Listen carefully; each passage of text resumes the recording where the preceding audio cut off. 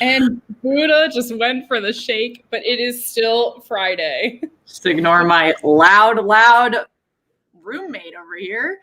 It's Friday, and we have one more day until playoff hockey, and we will have plenty to talk about once the playoffs begin, Meg. So much will happen after today, but one more calm show before the storm, let me just say. The storm. Just update saying it was about to rain. Perfectly said.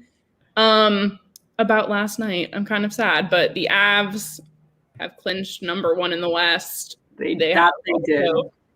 They've also won the President's Trophy, which I think is a load of bullshit. But I tweeted earlier today that only 8 teams since 1985 have won the President's Trophy and the Stanley Cup. So are the Avalanche cursed, or do they actually have a chance of taking both? I'm just hoping they keep with that trend. We'll see. I mean, so I was surprised to see how many have done it in the 2000s. I was surprised to see that the Blackhawks did it in either 2010 or 2013. I can't remember which one, but I thought it hadn't happened recently. I guess that was the last one that had happened. So it'll be interesting. I mean, I think the Avalanche have a chance to do it. You could have said the same thing about the Golden Knights, but I don't know. The West is so hard but also, is it now? Because I would have said you would have wanted to be first over second, because second was going to have the rough matchup with the Wild, but also the Wild have been falling just slightly. So is it still, yes? They lost 7-3 to the Blues last night. Yeah, but they're sitting people because their seating is not changing. Still. Krill's been out. Still. And he's their best player. I'm just saying. Hey, I know you're trying to rationalize the Golden Knights matchup. I'm trying to make myself feel better. I know you're trying to rationalize the Golden Knights matchup, but it's a difficult matchup, and you're going to have to face that. It's fine. I'm fine. Anyway, with that being said, Avs are number 1. Fine, whatever. The predictions are among us. The bracket challenge has opened, bracketchallenge.nhl.com. We also tweeted the link directly to our league on our Twitter, so you can go find it there. You can now officially make your bracket. Just search Slapshot Sweethearts too. I mean, there are so many ways. If you just go to NHL Bracket Challenge, search Slapshot Sweethearts, we are right there. Yeah, you can literally type in and we're the first one that pops up. Yep. So would recommend doing that. But we'll tell you now our predictions. Shan, yes. I haven't made my bracket yet. Well, your loss. I have. Woo, okay, on the spot. On the fly. Shan, you can go to bracketchallenge.nhl.com and make it on the fly here. Can't wait. I am staring right at mine. Oh, so we're gonna go all the way through. We're gonna go all the way through. Well, no, we're gonna go through the first round. Okay, thank you. I can't do that kind of math. First round only, and we get to say in how many games, which Shan, we did this on Wednesday.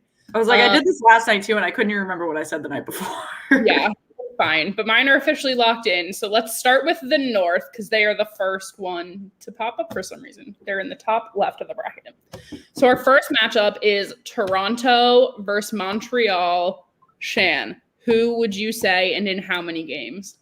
I had Montreal in, I can't remember if I said 6 or 7 games, but I'm going to stick with Montreal because like I said the other day when we were recording with Bottom Line Podcast, I, in good conscience, cannot pick the Toronto Maple Leafs to win a playoff series. Until I see it, I will not bet on it. So if I would love to be proven wrong, I think this is the year that they probably can prove me wrong. However, I will not be betting anything on them until I am shown that they can do so. That's fair. I personally have Toronto in 6, but I don't have the same feelings against them that you do. So the other matchup in the North, we have Edmonton, so the Oilers, versus the Winnipeg Jets. I mean, it's going to go to 7 games probably. There's pros and cons to either one, right? The Oilers, we were saying, the Oilers have Connor McDavid and Leon Draisaitl. If those two play well and don't get hurt, it's probably the Oilers' game to lose. If the Jets can somehow get out of their slump and Hellebuck plays fantastic, it's the Jets' game to lose. I mean, the Jets in 7. I'm just going to. Yeah, I have Oilers in 7. I think it's a toss-up. We both agreed they're going to go to 7. I think that's very possible here. Let's jump over. We're going to do our division last. Let's do the West next because that is the most recently locked in matchup here. Let's do Colorado versus St. Louis. So the Avs versus the Blues.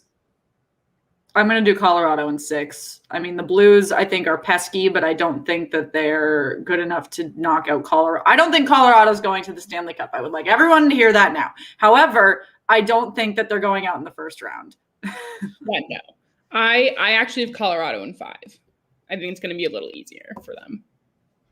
Okay. But we'll see. And then, so we have Vegas and Minnesota. Well, everything has changed now.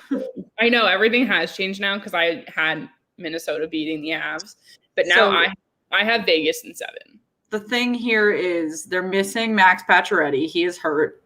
The good thing would have been if Vegas could have held on to that first seed and they could have had an easier matchup in the first round and then the harder matchup in the second round, and they could have gotten off the injury plague in the first few games. But now that they do not have that, they need Krill to stay hurt for a few games so that they can be evenly matched in the injury department and keep that matchup at least relatively even. I mean, yeah, the Wild don't look fantastic right now, but like I said, they were scratching people left and right. So I think it's really going to come down to who can get the injuries back sooner and the goaltending also.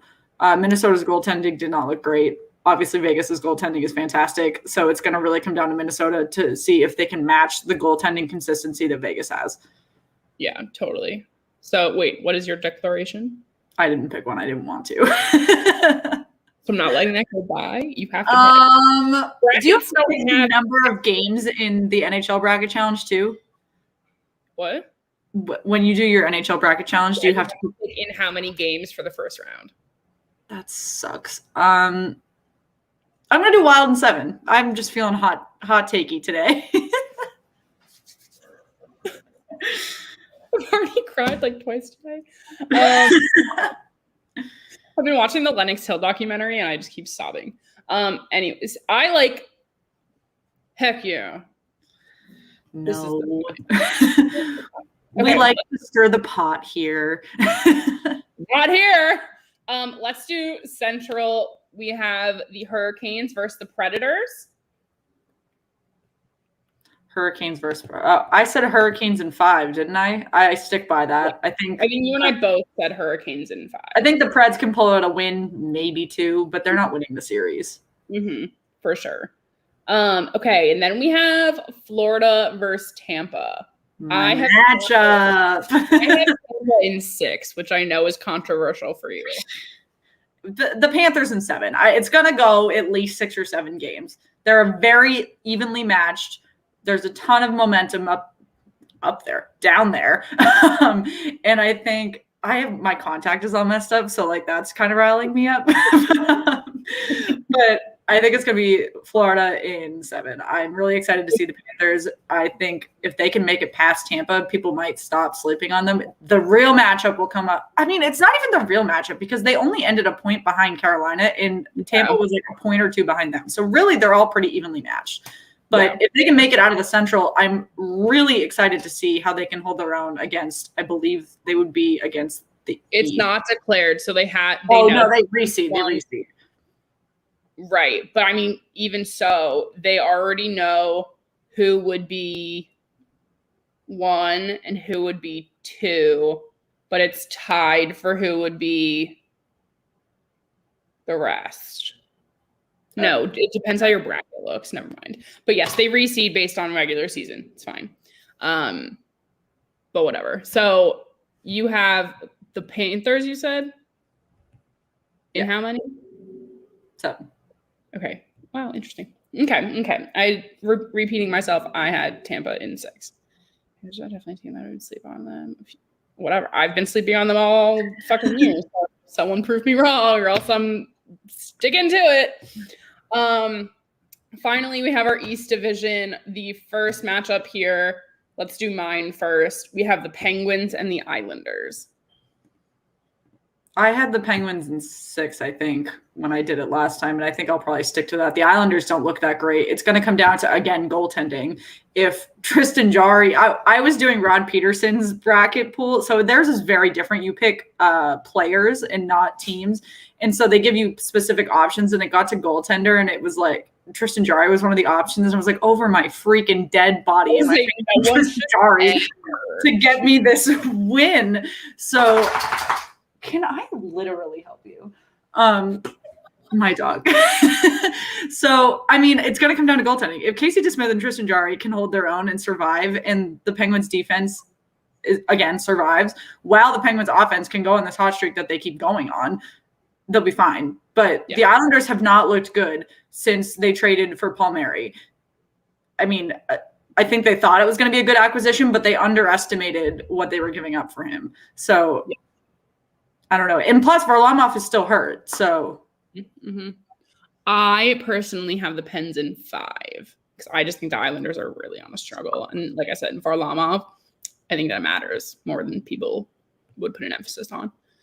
And then finally, our last matchup, we have the Caps versus the Bruins.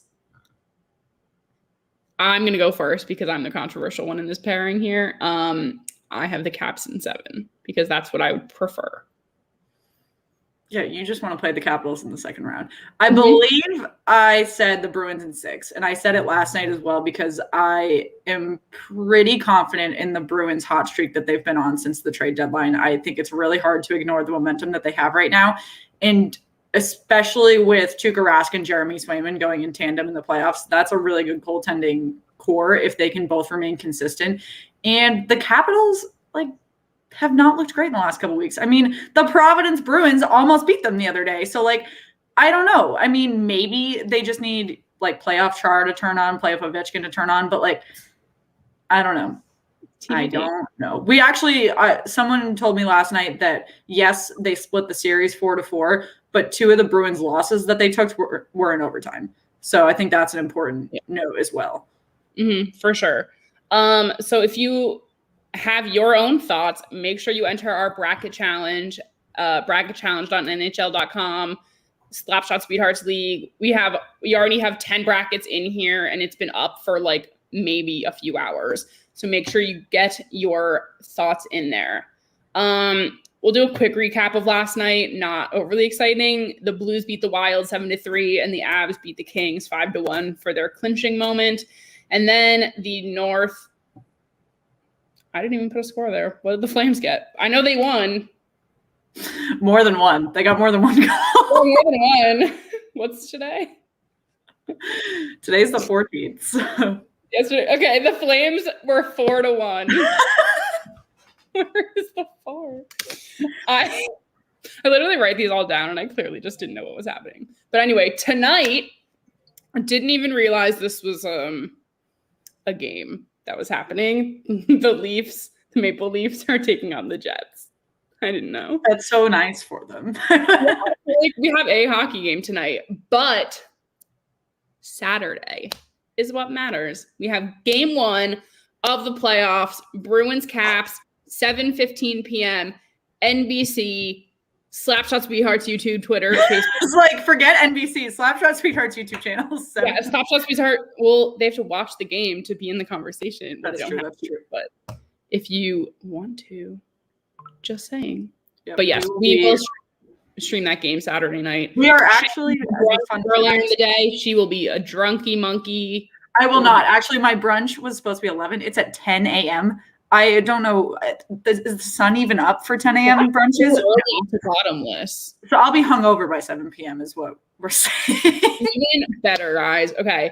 Don't miss our stream. We have a lot of games to cover next week, and we will try and update you guys on that on Saturday so you can plan your weeks accordingly because you don't want to miss anything from us. So in the meantime, watch some hockey, even though there's not good hockey on tonight. And you fill out your brackets. Follow us on social, SB Hearts Pod on Twitter, Slapshot SB Hearts on Instagram. And we will see you guys tomorrow night, 7:15. Don't miss it. Make sure you subscribe. We are only 9 away from 350, and we want to hit 350 before that first playoff puck drop. So if you have not yet, share our YouTube channel with your friends. You only need a Gmail account to subscribe. You do not need a YouTube account or a YouTube channel. Just hit that little red button and make sure to share with your friends. We are excited to see you tomorrow.